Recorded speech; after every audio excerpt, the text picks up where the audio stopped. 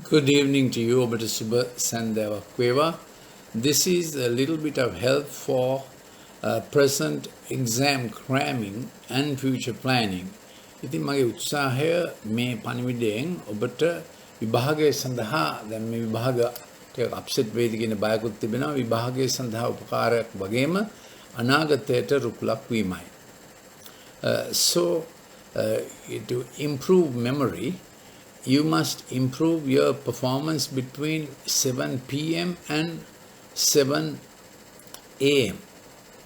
ඔබ මතකය දිනු කර ගැනීමට විශේෂයෙන්ම පාඩම් සම්බන්ධ මතකය රෑ 7 සිට උදේ 7 වෙනකන් කාලය පරිහරණය කිරීම දිනු කර ගන්න ඕන. So quite a bit of brilliance, brain brilliance is connected to what you do with your brain and your time from 7 p.m. to 7 a.m. Because that's the time many neurochemical transmitters related to memory studying are fully active and is getting you ready for future brilliance, next day brilliance, making the maximum of what you acquired during the day. You need to understand that. So let me stick to English because this is a little complicated, though I thought I'll do a vernacular. Maybe later in the day or in the night, or maybe even tomorrow I'll do a vernacular one on this, helping students to get ready for exams the best they can be. That's the purpose of this talk, and then understanding it in the context of how you are wired, and when you're believing in God, I may say how God has wired you, or how God and you got it wired together while you're in your studies. So simply get your time from 7 p.m. to 7 a.m. well managed. So very simple things. Don't get into fast digital activity after 7 p.m. because your brain is working. The night begins with sundown. Do your best to see natural sundown out in the open. That is the best trigger for proper melatonin activity. If you are working in an office with LED lights and all curtained, air conditioned inside, somehow try to take some time to come out and have a look. This is important. And then what your evening, because that triggers off melatonin well, and then any exercise during that time must not overdrive your adrenal cortical activity. So exercise during evening time must not induce stress. This is important. It must be walking or happily playing cricket. It should not be a strenuous exercise on your treadmill in a limited air-conditioned place full of LED lights. So if that kind of indoor, very assiduous kind of stress-driven exercise is no good at any age. But outdoor, breathing easy air and relaxing, happy as a team activity will promote a good night, a night of good brain activity, neuronally speaking and neurochemically speaking. So I have already said, stop the digital nastiness that comes and violent digital games. Violent music works against brain learning. So in the memory process, what you have learned during the day is in RAM memory, use computer language, and it gets into long-term planning memory in the night. So there are certain brain triggers, neurochemical transmitters getting into place to facilitate this function. The memorization, the random access memory becoming long-term, mid-term memory, collation, connection, then the ability to recall in cogent portions, and the application, all which goes in the learning process, gets settled in the night. That's why the sleep-disturbed child or the sleep-disturbed adult gets in the morning in a panic that I don't know what to do, I can't do my case presentation or whatever if you are an adult. But if it is a child, he scolds the school, scolds the teacher, and he hates this and hates that they use that violent kind of language in the morning because they did not get the proper sleep they ought to. The proper sleep they ought to get is the sleep where in REM sleep where you see dreams, and non-REM sleep where you don't see dreams. Alternate 3 to 4 cycles, beginning from about 2 hours from you falling asleep. So a good attempt is to fall asleep between 10:30 and 11, and then having your dreams that you ought to have at about 1 o'clock, and the cycles complete by 4 o'clock, then you are ready to wake up for your next day, having had your 6 hours.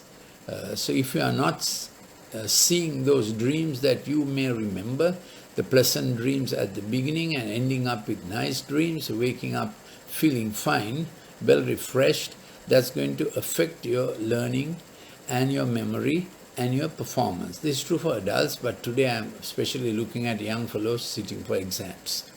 But this is true for all. So in the night, any time that you are studying, you listen to music, it will dull your learning. I repeat, Mozart effect is this: while studying you can't listen to music. I mean, you can, but you will not remember what you are studying. And when you are studying on the screen, you have to take extra effort to study in a manner you will remember, because screen study puts the child studying on the screen, puts the child on to quickly going through the sections thinking he knows it. Studying in black and white print helps the child to digest, think through, think deep, and so on. So remember that screen mode study versus black and white printed study has different processes going on. So happy, or shall I say, if you are studying on the screen, always write down what you are studying with your own handwriting, because handwriting has another memory. Visual plus the writing memory gets recorded. So when you answer and you see your answer in your own handwriting, you remember better and you will recall and apply better. So this old habit we had of making short notes is a brilliant habit. So handwrite your questions, answers as much as possible for your exam. So you need to keep time for your exam. And since one part of study is not exam related, so though the exams may get postponed or whatever, there's a part of study that you keep studying in the knowledge gathering, ready to apply. Then the application part of studying, you have to study geared up for an exam. But I want to encourage you and also remove excuses from young fellows. Exam is trying to get postponed and we are in trouble. True, but not wholly true. There's a part of studying you anyway study. So it's on your mark. It's a bit like the hop, step, and the jump. The hop and the step, that's a school event, athletic event. Hop and step of studying is always the same. Exam is the jump. And of course, it's not that fast, but remember these 3 phases of studying: getting into studying, navigation through, and then delivering it with a jump at exam is the thing that gets scuttled, or can be hazy or not definite. But you can do the hop and the step part of studying. Then, if you would, I have said this before, for memory and good remembrance, when you fall asleep, when the first call of sleep comes, that is GABA related. So GABA triggered sleep is very good. GABA is the gamma aminobutyric acid is GABA. That's the empathy neurochemicals transmitter. So when you're good on the empathy neurochemical transmitter, your processes from the executive empathic prefrontal cortex is good for you. So to give you an example, now Panadol is an innocent, paracetamol is an innocent analgesic. Everybody pops it in the mouth for any kind of pain. But the thing is, because Panadol dumbs the perception of pain, I really should say paracetamol, same thing, dumbs the generic name paracetamol. Paracetamol dumbs the conception of pain. Paracetamol also dumbs, therefore, remembrance of pain. Therefore, paracetamol tends to dumb remembrance. This affects, one, your empathy. So when you have taken paracetamol and you are trying to correct your son or daughter or your spouse, you'll be nasty, unknowingly. You'll be rigorous because you are not perceiving how that person is feeling. Because you are not perceiving how you are feeling pain because of paracetamol. This simple drug as paracetamol should not be just taken in the study process. Is going to dumb down some of your remembrance processes. And when pain comes, pain demands that pain be remembered. Then you dull that, then you are dulling many other things.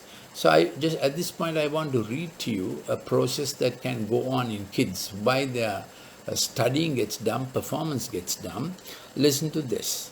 An amygdala hijack is an immediate and overwhelming emotional response out of proportion to the stimulus. So you or kids can get into a situation where you pull them up for something, and their response to that pulling up, unpleasant thing, the reaction can be more overmuch, especially in the context of an exam time. So try not to get into fisticuffs with your kids when exams are around. Anyway, try not to get into fisticuffs with your kids when you have to correct them. Correct them, you must.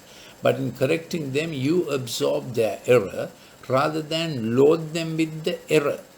This you must understand in error mitigation and correctional navigation. You absorb the error and give the son or daughter the new process, new pathway of redemption.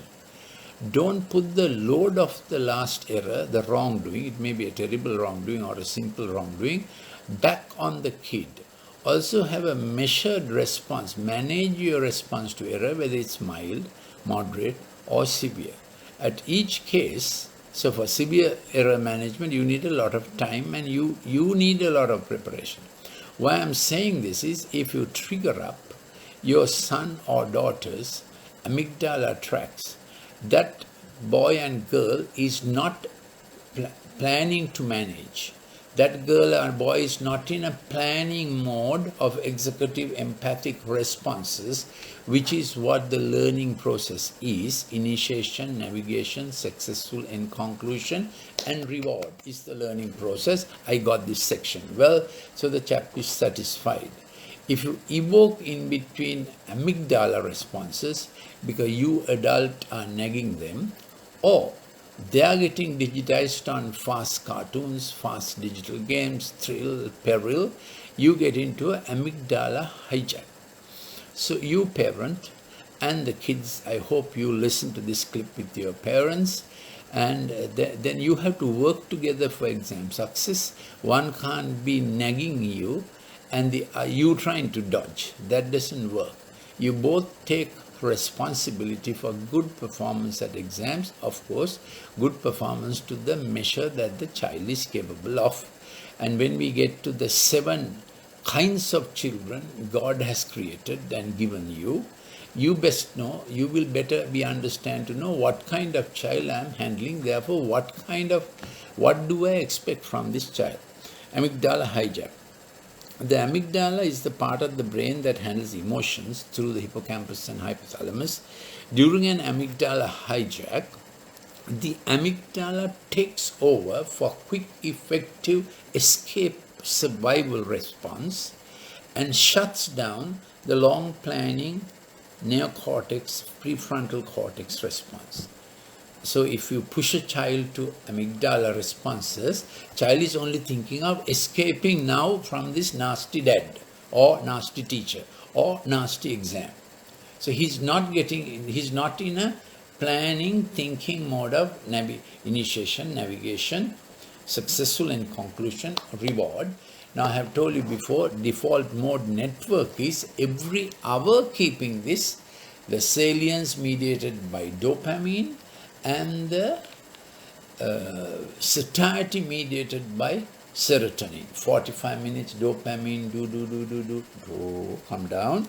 Then check back, see for improvement, put it in the right place, collection, collation, all that goes on with serotonin. Serotonin remembers with the improvement.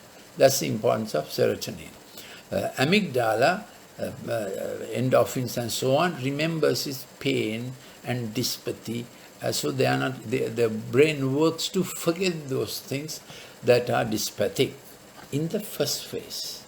In the second phase, brain has a way of flipping over and remembering only the bad things dad did, bad things mother did, bad things life did to me. Did you understand that? So brain's coping system is forget the dyspathy, forget the bad thing, get on, cope and get on. But when that get on thing gets overwhelmed, you remember only the bad things. So you become a person who forgets all the benefits and remembers all the misfits. Don't drive your child there. That is extremely counterproductive. I'll repeat. You become a person who forgets the benefits and remember only the misfits. Now this will happen to you about your own country, Sri Lanka, or wherever you are in the world, that you only remember the bad things about your president and only remember the bad things about your spouse or your parents, only remember the bad things about your city or nation. It's a flip over. But usually brain tries to forget the bad thing and get on. So don't drive your child into flipping off, then the fellow will not study at all. He's on a avoidance mode.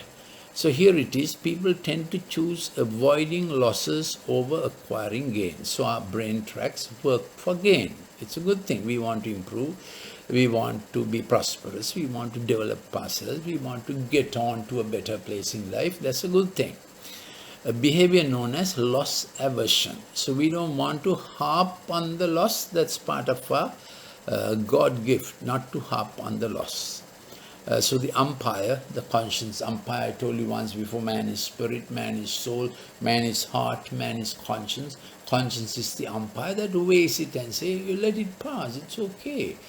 He did that, but you did that. And umpire gives a judgment for loss aversion. So it is not only the big brain with nerves, neurons and chemicals. I told you this before. We have other stuff that God has designed within here before we come to cognition here. So if we miss this stuff and try to do only with this, you have less than half of life resources, my suggestion, okay? So now we are looking at this behavior.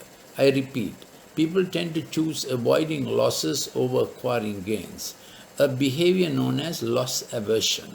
But people with repeated fixation to the amygdala, digitally driven, drug-driven, melancholy-driven, post-traumatic syndrome, trauma-driven, bad experiences-driven, what happens then? Or you have a accident in the brain, and the amygdala takes over, and then you lose that sense of getting on to the better thing, but you rather hang on in the bitter thing.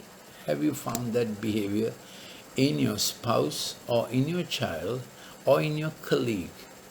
He always does things to get scolded, get put down. Did you understand that? You are expecting the worst and you perform the worst. That is your amygdala, hippocampus, hypothalamus written on a track where pain has become pleasure. You are proving the point that other fellow is bad, but you are suffering in the process. So you are losing gainful opportunities and you are gaining losses. Put it simply, you are on a loss-making track and your gain-making motive has run down. So it can be with a disease. You want to overcome the disease initially, and in fact you will think of minimizing symptoms. I'll overcome it. I don't have to swallow tablets all the time. You know how it goes. I'll do some exercise, and I ought to be getting and doing it. From that mode, you get onto a mode of my sickness, no, I can't go for a party, my sickness, I can't go to work, my sickness, I can't even step out of my room, my sickness. You got the point? The man or the woman who wanted to avoid loss is now into loss-making thinking. We need to watch that and help people through. Now, of course, I should have concentrated a little more on this, getting young fellows to study, but I mention this: when young fellows are digitized, they make huge investments on the digital screen with very little gain, and they have lost sight of the fact that I am not gaining anything. They think doing the same thing is good enough. We know saying doing the same thing is not good enough. So digitization shifts you there because you are amygdala driven. You don't get conscious of being productive, being profitable. I need to be getting on. I need to be on a gainful track. You lose that. You have gotten onto a certain kind of groove that does the same thing and doesn't realize the response or the result is not improving. And decision making are more likely to, so such people take bigger risks with smaller potential gain. So digital screen is also a big risk taking, you're fighting, shooting, Fortnite or whatever, all kinds of things, but actually for no reward at all, no lasting reward. But you think this, being involved in this thrill and peril is good enough. It's like gambling, playing cards, casino, all the time losing, sexual thrills and escapades, all the time losing, then investing in the stock market and playing the stock market as a gamble. You understand that?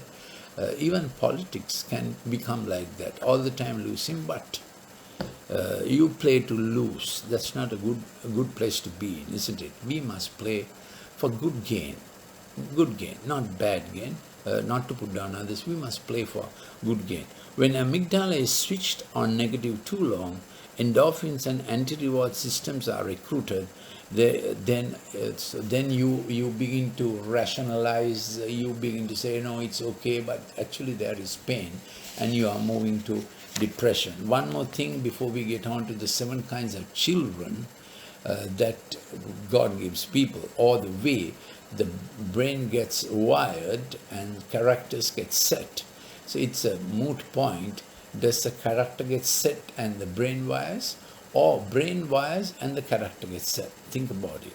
But before that, when we are falling asleep, GABA comes up. That's an empathic feeling you get. I did that wrong, I must say sorry, and better say sorry to your wife immediately rather than waiting till morning, before the sun goes down. Brain and your spirit and your heart has a program to what shall I say, make peace with wrath. That's a good program. So GABA primes you for caution and restraint and works against addiction. GABA helps you to think through and make your choices. The screen shifts you to bottom-up thrill, peril behavior, which knocks out GABA. When GABA is off, you take too many risks without thinking that you are not actually gaining. So you think every fight is a good fight just for the sake of argument, and you get into crosswires with your spouse, you get into crosswires with your children. So practice this GABA habit of when 7 o'clock is coming, make it the happy harvest family hour. I've said this before, Dad, please make it a priority time to invest 1 hour or 2 hours and try to get your children's best attention and give them the best attention when they are falling asleep. So those hours are very precious. Don't waste it on TV news or other things. Invest it. Don't waste it. Invest that time to make your sleep very good, productive, and make your kids sleep well so that they wake up with a night of harvest, because the brain is working all the time in the night. The glymphatic system is working, melatonin is working, removing too many neurochemical transmitters that have gathered as synaptic processes, and also neurons are being adjusted, tweaked if you may, and getting those little different things right. That's the glymphatic system under the use of melatonin. So you wake up in the morning refreshed, ready for the day. Now the second part of my talk I hope to finish, in 10 minutes. The child, now listen, the child, all children have these 7 attributes, But if you understand the dominant attribute, you will do well with your child, the curriculum you choose and the way you handle them. So the first kind of child is the imaginative, speculative, futuristic child.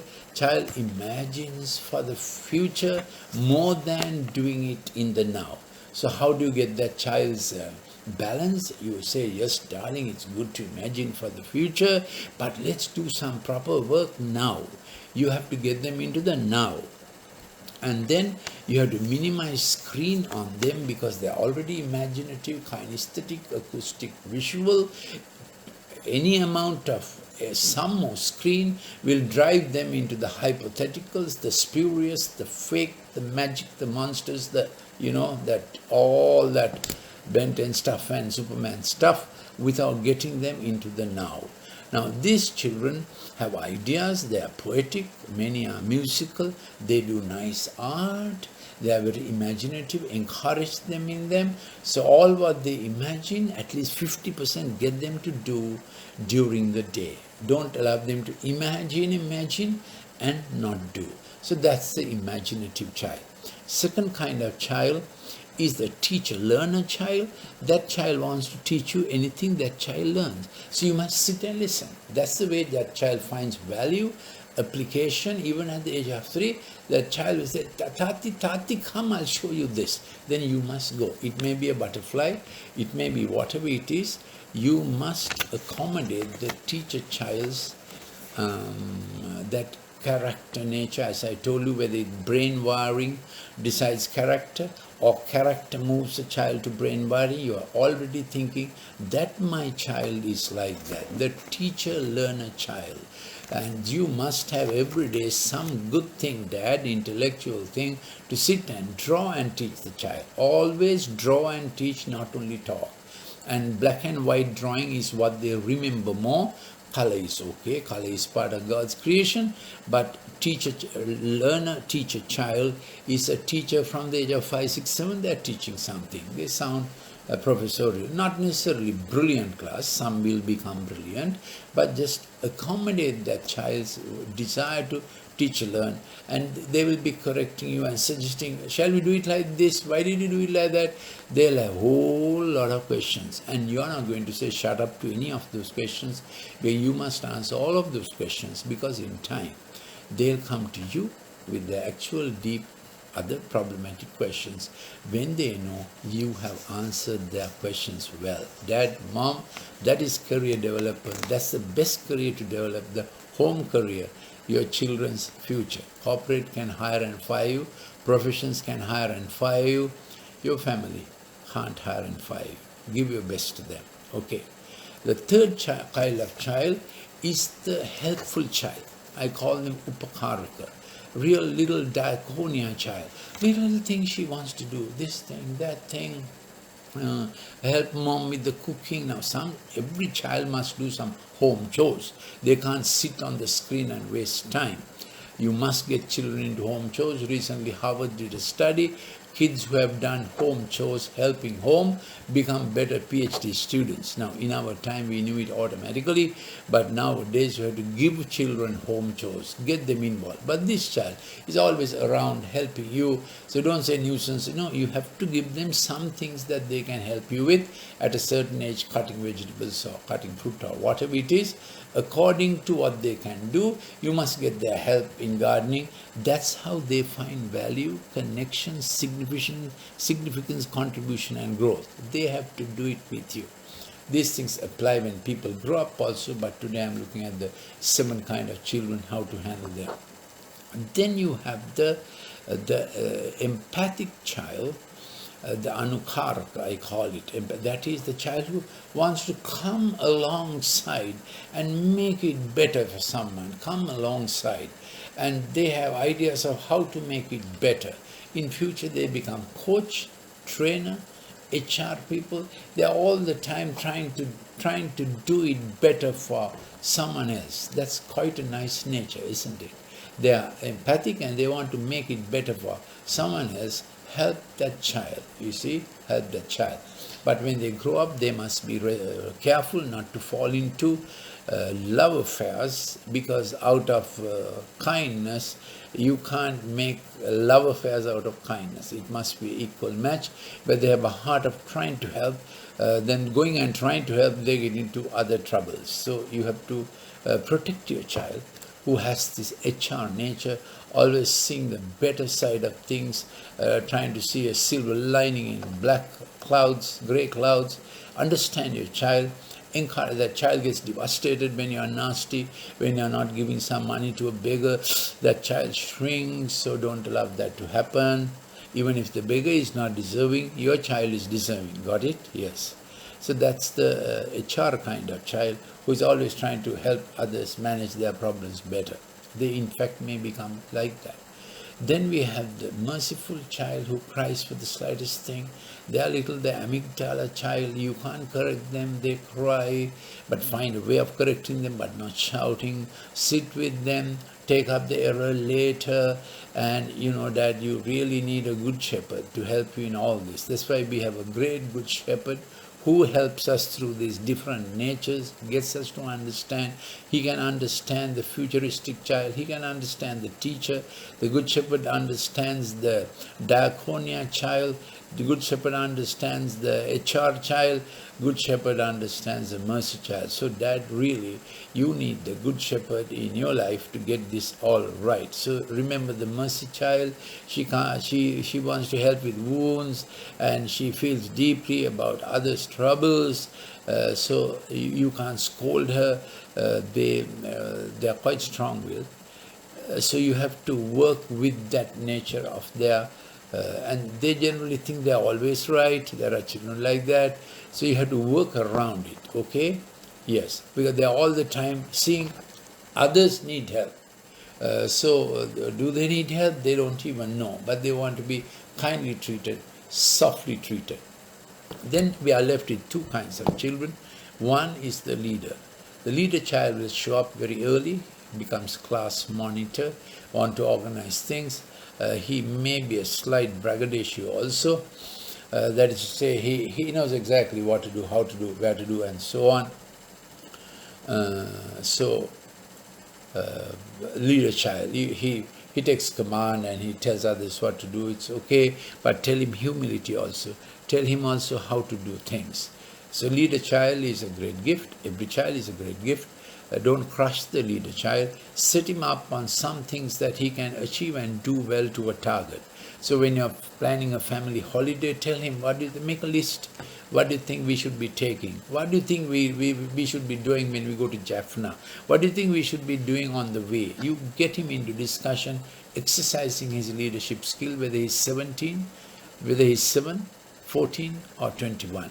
Next talk I want to do how children grow between 1 to 7, 8 to 14, 15 to 21, 21 to 28. What grows most, you see? Yes, so that's the leader child. Last child is the child who's destined to make money to multiply. He has strategies from young days, and money is important. The child will say, Tati, can I have 2,000 rupees or $20 kind of thing. He'll carefully collect the money that you give, and he has plans, Tati, Dad, I want to collect money for about 3 months, and when I collect money, I want to do it like this. Can I do it like that? That kind of, there'll be money talk in his life. Attend on that. Remember that. This child will be one who will be investing money and multiplying money, opportunities, multiplying money. Attend on that child. So 7 child natures. So parenting is the best thing. I started with how to face exams. And a little bit of, I could have done much more on that first one. How to improve memory. Few tips. So don't study with LED lights. Your memory dims down. Don't have LED lights in the night. Your memory dims down. In your washroom, no LED lights. Don't get up in the night and look at your smartphone. Memory dims down. Just have straight sleep. And then don't give kids, and kids don't take red colored dyed cake or drinks. They accelerate you. The digitized nature, they accelerate the dopaminergic nature. Eat a lot of fruit and eat vegetable, They improve serotonin levels in your brain. And of course, these days we are all trying to improve immunity levels. That's a different subject. Improve serotonin levels in your brain by crunching, munching, crunchy vegetable and fruit. It is good for memory. Then where you are studying, keep a choir rope carpet-like thing, lanu padura, and as you are just scratching your bare feet on it, there's a process that improves the brain, especially if you are studying on Zoom. Absolute must, the square rope carpet, the lanu padura, scratching on it, there is a certain stimulation of the brain that comes, both friction and shapes and so on. And you can add to that, when a child is on Zoom studying 2 hours, give the child a ball of clay, real polymer earth clay, or at least plasticine or creole, something that he can do this on. Then every 20 minutes about, while listening to Zoom or studying on Zoom, doing this will improve his memory tracks and reduce on the dopamine digitization. That's a little neurochemical process. Then in between, to take aim, play a game of cricket, hang a ball, a leather ball from a sock. I have done this before, and tuk, taking aim, taking in games like carom, table tennis. All that is important, all that is good. Walking barefoot, running on grass, very good and important. Running on sand is excellent. So you know that sand pit thing when children are smaller, when you put the fellows on a sand pit, sand is a geometric particle, God has created it, I think, and that touching sand and it's working with sand makes brain tracks brilliant also. That's the principle of the sand pit. So in our Empathic Learning Center, we have a sand box. I'm Dr. Lalith Mendis. Many of you know me. My last post was as head of Department of Pharmacology in a state medical faculty.